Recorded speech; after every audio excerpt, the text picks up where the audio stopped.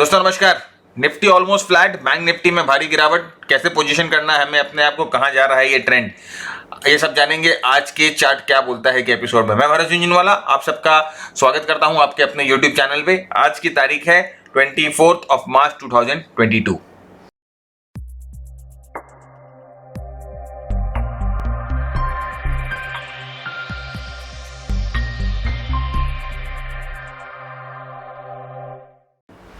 Friends, सबसे पहले तो अगर आप ये चैनल देख रहे हो और अभी तक सब्सक्राइब नहीं किया, सब्सक्राइब करे बिना देख रहे हो, तो सबसे पहला काम तो ये करिए कि चैनल को सब्सक्राइब कर लीजिए और अपने दोस्तों के साथ भी जरूर शेयर करिए, अपने फ्रेंड्स के साथ, रिलेटिव्स के साथ, जो भी स्टॉक मार्केट में इंटरेस्टेड है, सीखना चाहते हैं, सीख कर ट्रेड करना चाहते हैं, उनके साथ जरूर चैनल शेयर करिए। तो कहीं पर भी अगर आप स्टॉक मार्केट की चर्चा करते हो, सुबह जिम में, मॉर्निंग वॉक में, लंच के टाइम पे, आते समय जाते समय मेट्रो में या मेट्रो में या लोकल ट्रेन में, बस में, गाड़ी में, कार में, कहीं पर भी आप चर्चा करते हो स्टॉक मार्केट के बारे में, कभी भी चर्चा होती है तो हमारी चर्चा अपने दोस्तों के साथ जरूर कर दीजिए, हमारे चैनल की चर्चा अपने दोस्तों के साथ जरूर कर दीजिए।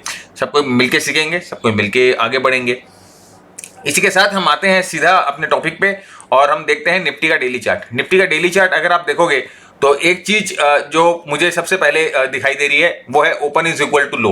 देखिए, open is equal to low एक इंपॉर्टेंट प्राइस पैटर्न होता है जिससे हमें ये पता चलता है कि मार्केट जहां खुली उसके नीचे तो नहीं गया है, राइट। तो वहीं से बाइंग शुरू हुई और मार्केट ऊपर की तरफ गया।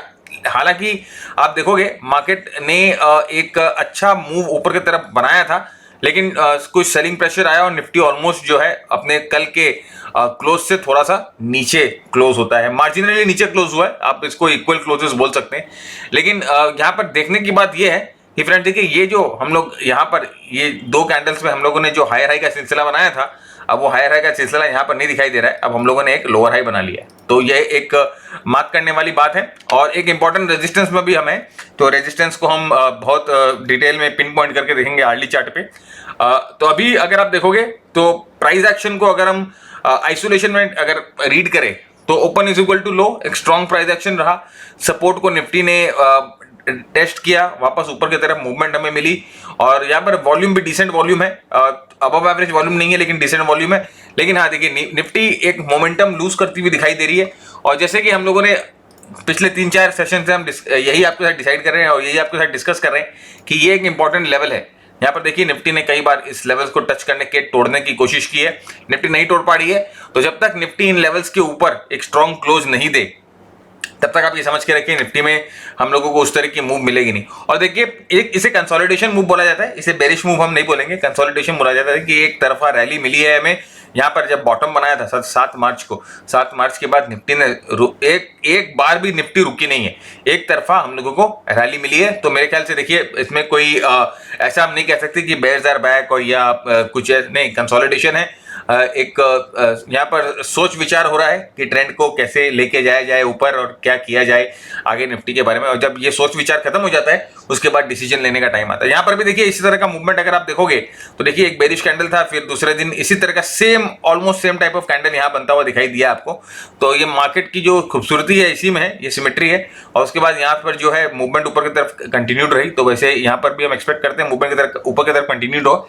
लेकिन इंपॉर्टेंट है ये जो लेवल्स हैं, राइट, 17,400 का लेवल बहुत इंपॉर्टेंट लेवल अब बन चुका है, ये टूटना बहुत जरूरी है। अब हम अर्ली चार्ट पे आ जाते हैं। अर्ली चार्ट पे जब हम आते हैं तो अभी हम देखते हैं कि यहाँ पर निफ्टी ने एक इंपॉर्टेंट वैल्यू एरिया क्रिएट कर लिया है, क्योंकि निफ्टी यहाँ पर देखिए कई घंटों से यहाँ पर जो बिता रही है अपना टाइम और इस जोन को क्रॉस नहीं कर पा रही है। तो अभी जो आप समझिए इंटरमीडिएट या इमीडिएट अगर आप बोलोगे कोई लेवल है तो वो ये 17,350 का लेवल है। और उसके बाद हम जानते हैं 17,400 का लेवल, तो हम डिस्कस कर ही रहे हैं कि ट्रिपल टॉप का लेवल है। अब फ्रेंड्स, यहाँ पर देखिए एक एक्यूमुलेशन या डिस्ट्रीब्यूशन टाइप ऑफ पैटर्न बनता हुआ दिखाई दे रहा है, कंसोलिडेशन टाइप ऑफ पैटर्न बनता दिखाई दे रहा है, जो कि अच्छा है। देखिए, कंसोलिडेशन से कभी भी डरना नहीं चाहिए, कंसोलिडेशन को हमेशा एम्ब्रेस करना चाहिए, क्योंकि कंसोलिडेशन के बाद ही कोई रैली या कोई मूवमेंट शुरू होती है ऊपर की तरफ या नीचे की तरफ। जब कंसोलिडेशन आ जाए इसका मतलब अपने काम करने का समय आ गया है, राइट। हमें बैठ के देखना है कि अभी निफ्टी क्या करने वाली है और कहां पर ब्रेकआउट होगी और उसके बाद हम उसी डायरेक्शन में ट्रेड करेंगे। तो आप देखिए, एक बड़ा स्ट्रक्चर जो है वो ऑलमोस्ट एक कंसोलिडेशन का स्ट्रक्चर बन रहा है और हमारी एक्सपेक्टेशन यही है कि अगर ये ट्रेंड ऊपर की तरफ है, इंटैक्ट है, तो ये ब्रेकआउट जो है ऊपर की तरफ मिले। तो एक बार ये ऊपर की तरफ ब्रेकआउट मिलती है तो निफ्टी का ट्रेंड जो है ऊपर की तरफ कंटिन्यू होगा। यहाँ पर मीनवाइल 17,000 का लेवल एक बहुत इंपॉर्टेंट सपोर्ट लेवल है। देखिए यहाँ पर भी ये 17,000 के लेवल को टेस्ट किया गया, यहाँ पर ऑलमोस्ट टेस्ट करने की कोशिश की गई, 200 दिन के मूविंग एवरेज को टेस्ट करके वापस ऊपर की तरफ गया और अभी भी देखिए 200 दिन के मूविंग एवरेज के ऊपर ही है।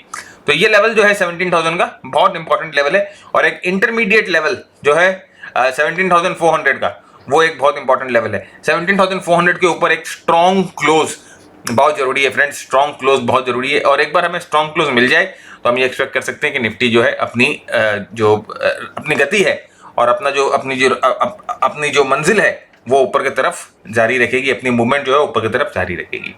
अब हम इसी के साथ आ जाते हैं बैंक निफ्टी में। देखिए बैंक निफ्टी भाई ये बड़ा ही परेशान कर रहा है, बहुत ज्यादा लैगार्ड है और बहुत ज्यादा अंडर परफॉर्म कर रहा है। आज तो हद ही कर दी, यहाँ देखिए बहुत ज्यादा ओवर अंडर परफॉर्मेंस है, मतलब कि अगर मैं इसे नाम दे सकूं तो ओवर अंडर परफॉर्मेंस का नाम दूंगा और बहुत हाई वॉल्यूम्स पे। देखिए ये वाला कैंडल भी कल जैसे आपके साथ डिस्कस किया था कि 200 दिन के मूविंग एवरेज को टच करके नीचे आ रहा है और उसके बाद भी देखिए कोई फॉलो थ्रू नहीं मिल रहा है, नीचे की तरफ का फॉलो थ्रू मिल रहा है। इसका मतलब फ्रेंड्स अभी भी बैंक निफ्टी में सप्लाई अभी भी बाकी है, बैंक निफ्टी की सप्लाई अभी भी पूरी तरह से एब्जॉर्ब नहीं हुई। एक इंपॉर्टेंट सपोर्ट पे आ गया है बैंक निफ्टी, यहाँ पर हम अर्ली चार्ट पे देखेंगे इंपॉर्टेंट सपोर्ट पे आ गया है। अगर ये सपोर्ट होल्ड करके रखता है then bank Nifty is fine, अगर कंसोलिडेट कर जाए एक हफ्ते के लिए तो सब इज एक्सेप्टेबल, लेकिन अगर इन सपोर्ट को तोड़ देता है देन फ्रेंड्स हम ये एक्सपेक्ट कर सकते हैं बैंक निफ्टी वापस जो नीचे की तरफ आएगा और 34,000 के जोन को वापस टच कर सकता है। लेकिन अभी पहले हम one step at a time लेंगे, हमें पहले इन सपोर्ट को देखना है कि ये सपोर्ट पे बैंक निफ्टी कैसा बिहेव करती है। देखिए एकदम इंपॉर्टेंट सपोर्ट पे, और ये लेवल मैंने आपको कल भी दिखाया था कि एक इंपॉर्टेंट जो ये हेड एंड शोल्डर बना था, यहाँ पर देखिए हेड एंड शोल्डर आपको दिखाई दे रहा है, ये जो हेड एंड शोल्डर बना था उसको ब्रेकआउट करके इन लेवल्स को रिटेस्ट किया जा रहा है, दूसरी बार रिटेस्ट किया जा रहा है। सो एक इंपॉर्टेंट लेवल है ये वाला, और अगर ये लेवल टूट जाता है फ्रेंड्स तो फिर ये नेक्स्ट गैप जो नीचे की तरफ है वो 34,100 के आसपास है। रेजिस्टेंस एक इंपॉर्टेंट बिल्डअप हो चुका है यहाँ पर 36,400 के से लेकर 36,000 तक, मतलब यहाँ पर थोड़ा सा ऊपर में एक रेजिस्टेंस बिल्डअप हो चुका है और एक अच्छी मूवमेंट अगर हमको यहाँ पर 36,400 अगर कोई मूवमेंट यहाँ पर आती भी है तो हम ये एक्सपेक्ट कर सकते हैं कि यहाँ पर इस जोन में वो रेजिस्टेंस खाएगी। अगर इस जोन को तोड़ के ऊपर की तरफ चली जाती है, अगर इस जोन को तोड़ के ऊपर की तरफ की मूवमेंट हमें मिल जाती है देन ये 200 दिन का मूविंग एवरेज जो 36,900 37,000 के पास है वो आपको रेजिस्ट कर सकता है। तो बैंक निफ्टी के यहाँ पे देखिए बहुत सारी सप्लाई है, बैंक निफ्टी में बहुत सारी सप्लाई है और बैंक निफ्टी को बहुत स्ट्रांग होना पड़ेगा, बहुत स्ट्रांगली ऊपर की तरफ मूव करना पड़ेगा, नहीं तो फ्रेंड्स बैंक निफ्टी की वापस पिटाई हो सकती है। और बैंक निफ्टी की पिटाई होगी, धुलाई होगी तो आप ये समझ के रखो ओवरऑल मार्केट जो है वो पिटेगा। तो इस चीज़ का ध्यान रखिएगा फ्रेंड्स, बैंक निफ्टी भी बहुत इंपॉर्टेंट जोन में है। तो आने वाले 1-2 दिन मतलब कि कल तो काफ़ी इंपॉर्टेंट डे होगा बैंक निफ्टी के लिए, अगर कंसोलिडेट होता है कि नहीं होता है वो देखना होगा, ब्रेकआउट देता है कि नहीं देता है, और नहीं तो बहुत एक डिसीजन मेकिंग प्रोसेस हमें चाहिए बैंक निफ्टी में, क्योंकि ये अगर देखिए ज़्यादा देर तक अगर इसी टाइप की करेक्शन जो है वो जारी रहती है तो बहुत ज़्यादा मोमेंटम कमज़ोर हो जाता है। 1-2 दिन अगर करेक्शन होता है तो उसे हम हेल्दी करेक्शन बोलते हैं, लेकिन बहुत ज़्यादा अगर ये करेक्शन बहुत दिनों तक रहा तो फिर मोमेंटम बहुत ज़्यादा कमज़ोर हो जाता है और फिर बहुत अच्छी तरह से गिरावट हम लोगों को देखने को मिल सकती है। तो उस चीज़ से बचने के लिए बैंक निफ्टी को एक स्ट्रॉन्ग पुल अप करना पड़ेगा। अब एक एक करके स्टॉक के बारे में आते हैं। कुछ एक स्टॉक जो हम लोगों ने सिलेक्ट करके रखे हैं, जो हमारी वॉच लिस्ट है, ऑफकोर्स जो हम खुद वॉच लिस्ट में रखते हैं। आपसे ये निवेदन है कि उन स्टॉक्स को यहाँ पर जो भी हम डिस्कस कर रहे हैं उसको एज फॉर एजुकेशन लीजिएगा, टेक्निकल एनालिसिस कैसे अप्लाई होता है आप ये समझिएगा, उन पे कोई डिसीजन को बेस मत करिएगा।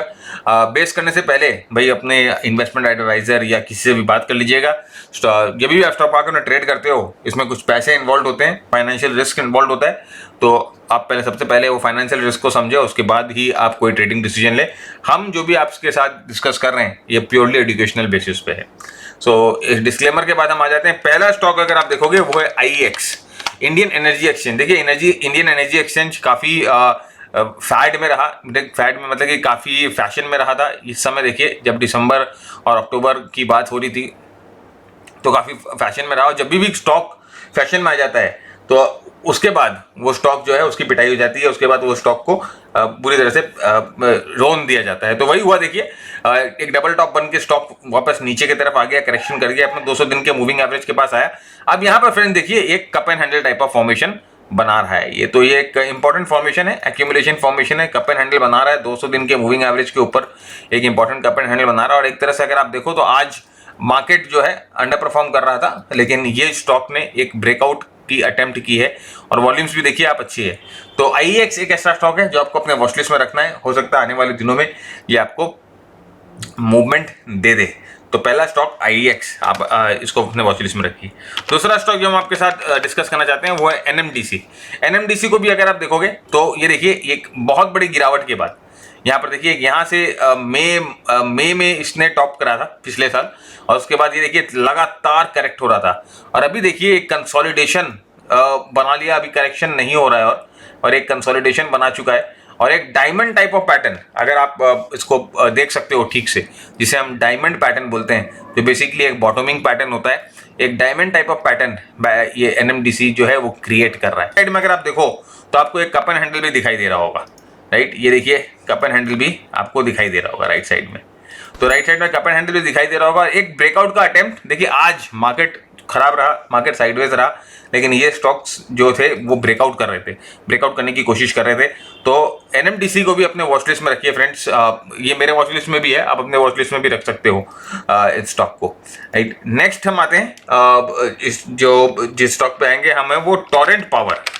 टोरेंट पावर फ्रेंड्स अगर आप देखोगे टोरेंट पावर को अगर आप देखोगे, टोरेंट पावर में भी आज एक तरह की एक्यूमुलेशन आपको देखने को मिली। हालांकि देखिए Torrent Power not the best of the trades, मैं इसको अपने बेस्ट स्टॉक्स में से नहीं मानता, क्योंकि ये 200 दिन के मूविंग एवरेज के नीचे है और 200 दिन के मूविंग एवरेज के नीचे जो भी होती है उसकी प्रोबेबिलिटी सक्सेस की कम होती है, ये बहुत ही नीचे है। लेकिन हम इसको इसीलिए चूज कर रहे हैं क्योंकि इसमें थोड़ा सा एक्यूमुलेशन दिखाई दे रहा है। देखिए लास्ट कुछ दिनों में इसमें सेलिंग नहीं आई है और एक और रीजन है इसको चूज करने का कि आज इसमें स्ट्रेंथ रही है, जहां की ओवरऑल मार्केट जो है थोड़ा बहुत खराब रहा है।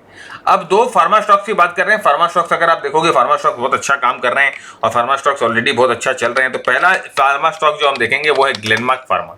अगर आप ग्लेनमार्क को देखोगे तो 50 दिन के मूविंग एवरेज के साथ फ्लर्ट कर रहा है और ये भी 200 दिन के मूविंग एवरेज के नीचे है, लेकिन यहाँ पर कुछ वॉल्यूम्स के सिग्नेचर है जो मुझे दिखाई दे रहे हैं और उन वॉल्यूम्स को देख के लग रहा है कि कुछ ना कुछ इसमें चल रहा है।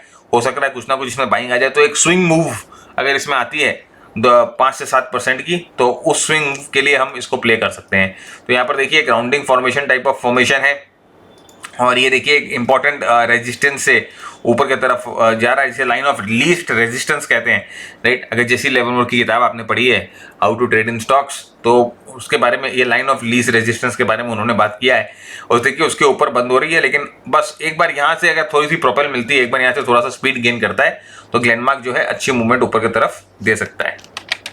नेक्स्ट तक आते हैं लुपिन। लुपिन एक और फार्मा से स्टॉक, जैसे जनरली हम एक ही सेक्टर का 2-3 स्टॉक्स नहीं लेके आते, लेकिन लुपिन में भी उसी टाइप का फॉर्मेशन मिल रहा है और लुपिन थोड़ा सा ज्यादा स्ट्रॉन्ग लग रहा है। यहाँ पर देखिए वॉल्यूम बहुत जबरदस्त है, बड़े बड़े कैंडल के साथ बड़ा बुलिश इनगल्फिंग पैटर्न बना है, अच्छे वॉल्यूम के साथ बना है। और उसके बाद अगर आप देखो यहाँ पर एक important accumulation cup and handle भी बन रहा है। लेकिन इसमें बस यही दिक्कत है, मुझे जनरली जैसे मैंने आपको कहा कि जो स्टॉक 200 दिन के मूविंग एवरेज के नीचे काम कर रहे हैं उन स्टॉक्स में थोड़ा सा कम कन्विक्शन आता है ट्रेड करने का। लेकिन एनीवेज यहाँ पर पैटर्न बहुत अच्छे लग रहे हैं और मैं जैसे आपको कहा कि वॉल्यूम सिग्नेचर कुछ ऐसे है जैसे लग रहा है कि इनमें कुछ स्ट्रेंथ है, तो इसलिए मैं आपके साथ शेयर कर रहा हूँ। और उसके बाद भी अगर आप देखोगे फार्मा सेक्टर को, राइट, निफ्टी फार्मा को अगर आप देखोगे, निफ्टी फार्मा जो है वो इसमें कुछ बनता हुआ दिखाई दे रहा है, राइट। देखिए यहाँ पर RSI भी जो है निफ्टी फार्मा में ऊपर आ गई है 60 की और ये एक इंपॉर्टेंट जोन पे आ गया है 200 दिन के मूविंग एवरेज के पास। तो अगर ये 200 दिन के मूविंग एवरेज को काटने में सक्षम हो जाता है, अगर 200 दिन के मूविंग एवरेज को काटने में सक्षम हो जाता है, स्ट्रेंथ दिखता है और स्ट्रांगली काट देता है 200 दिन के मूविंग एवरेज को, तब मुझे लगता है कि फार्मा जो है वो एक बार वापस मूव में आ जाएगी। फार्मा सेक्टर वापस जो है पूरे मार्केट को अंडर परफॉर्म करने लगेगा। काफ़ी दिनों से देखिए कंसोलिडेट कर रहे हैं, इसे आप करेक्शन तो सही टर्म में नहीं बोल सकते, लेकिन आप ये बोल सकते हो कि काफ़ी दिनों से कंसोलिडेशन कर रहा है। और ये हाई के बाद आप देखो यहाँ पर जब हाई बनाया था उसके बाद ये एक रेंज में ही है, तो ये देखिए 20% भी करेक्ट नहीं हुआ अगर आप ओवरऑल सेक्टर की बात करोगे तो इसको हम ज़्यादातर करेक्शन नहीं बोलते हैं, इसको हम कंसोलिडेशन ही बोलते हैं। तो ये कंसोलिडेशन कर रहा है और इसमें कुछ अभी थोड़ी बहुत मूवमेंट की आशा दिखाई दे रही है। तो फार्मा सेक्टर को हम अपने वॉच लिस्ट पे जरूर रखेंगे। साथ ही साथ देखिए मैक्सिमम सेक्टर्स, जितने भी सेक्टर्स हैं वो सब ऑलमोस्ट जो है परफॉर्म करने लग गए हैं। तो इसका मतलब कि हम ये एक्सपेक्ट कर सकते हैं कि मार्केट की जो ओवरऑल ब्रेथ है वो इम्प्रूव हो रही है, वो अच्छी हो रही है। लेकिन हमें बस फाइनली देखिए ट्रेड जब हम पंच करते हैं, जब हम जो लास्ट जैसे बोलते हैं ना कि हथौड़ा जब मारते हैं, पंच करते हैं, तो हमें कंफर्मेशन चाहिए। और कंफर्मेशन अगर मिल जाता है देन सोने पे सुहागा टाइप ऑफ चीज़ हो जाता है।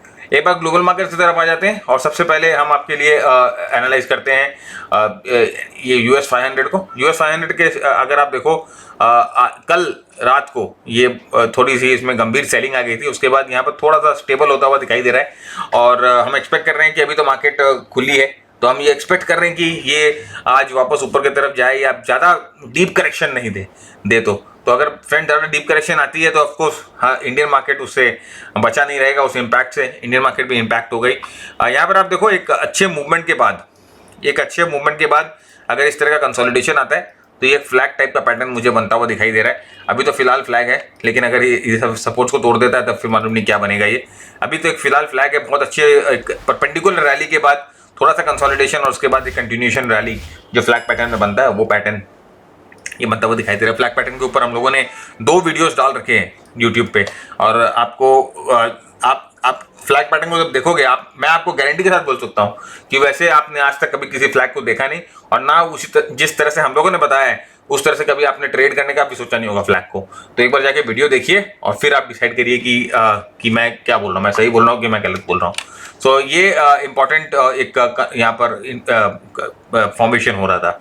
बाकी अगर आप बिटकॉइंस को देखोगे तो बिटकॉइंस भी ये अभी भी फ्रेंड्स एक्यूमुलेशन जोन में है और धीरे धीरे अपना रास्ता ऊपर की तरफ बना रही है। एक बार ये जोन टूट जाए, राइट, एक बार ये जोन टूट जाए और यहाँ पे देखिए 200 दिनों के मूविंग एवरेज का स्लोप भी जो ऊपर की तरफ थोड़ा मुड़ने लग गया है, तो एक बार ये जोन टूट जाए, एक बार यहाँ से ब्रेकआउट हमें मिल जाए तो बिटकॉइंस में भी अच्छी मूवमेंट हमें ऊपर की तरफ मिल सकती है। तो ये ग्लोबल मार्केट्स और क्रिप्टोस भी हम लोगों ने डिस्कस कर लिया आपके लिए। उम्मीद करता हूँ आज का एपिसोड आपको पसंद आया तो लाइक कमेंट शेयर जरूर करिएगा। तब तक के लिए मैं भरत झुनझुनवाला आप सबसे ज्यादा लेता हूँ। Keep earning, keep learning, keep sharing. जय हिंद, जय भारत एंड स्टे सेफ।